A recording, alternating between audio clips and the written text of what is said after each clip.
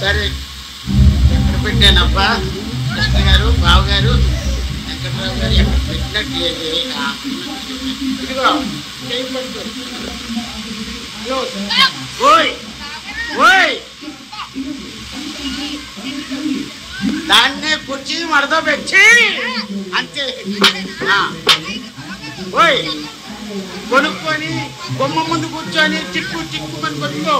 కృష్ణ గారు కొట్టు వెంకట్రావు గారు పెద్దవాళ్ళు వస్తారు. గోసులో వర్క్ అని చెప్పు, గోసులో మెన్నట్టు వర్క్ అంతే. Bye bye. నేనమ్మ గడుపు మాట.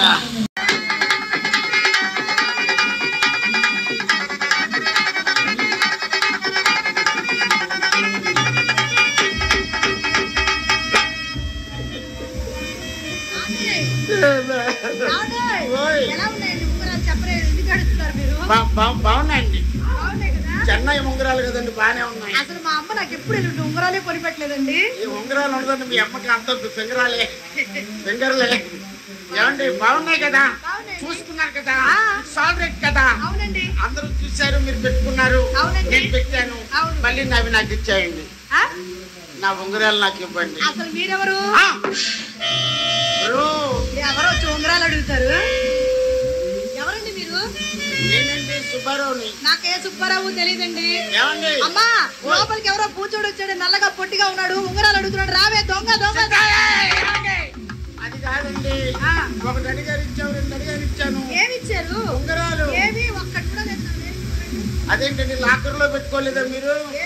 కొన్ని అమ్మ కడుపు మాట. ఎక్కడి నుంచి ఎక్కడికి వెళ్ళాను, ఇక్కడే ఉంటుంది. నేరో పోయి వచ్చేది. అసలు ఏమైనా పని జరిగిందిరా? వచ్చేంత సేపు అయింది. ఇద్దరు గన్మ్యాన్ లో మాట్లాడితే నవ్వుతావురా. మీరు మా ఇంట్లో ఎందుకు ఏడుస్తున్నారు? ఏమండి ఎవరు? నా పేరు సుబ్బారావు. ఆయన పేరు మా పెద్ద సుబ్బారావు. ఏమండి పెద్ద సుబ్బారావు గారు అబ్బాయి చిన్న సుబ్బారావు. మరి చెప్పరేమండి? మీరు వచ్చే ముందు నాకు మా అమ్మ మాట చెప్పిందండి. అమ్మ మణి, ఈ రోజు మన ఇంటికి అపర కుబేరుడు, చేతికి ఎముకలేని మనిషి, దాన కన్నుడైన సుబ్బారావు గారు వస్తున్నారు. ఆయన ఏమైనా ఇస్తే కాదనకుండా తీసుకో, ఇచ్చిన వస్తువు ఏది తిరిగి తీసుకునే ఆచారం మీ వంశంలోనే లేదని చెప్పింది మా అమ్మ.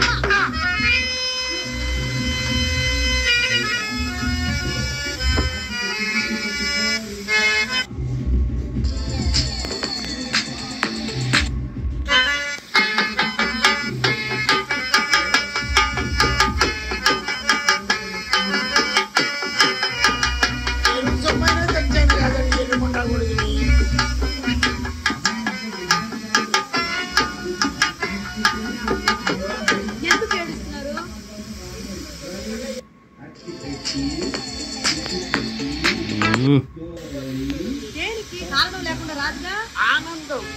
ఏది? సరేలేండి, ఇలా ఏడుస్తూ పెట్టే ఉంగరాలు నాకు మాత్రం దేనికండి?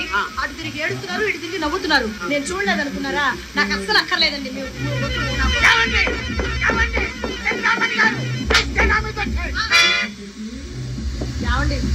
మీరంతా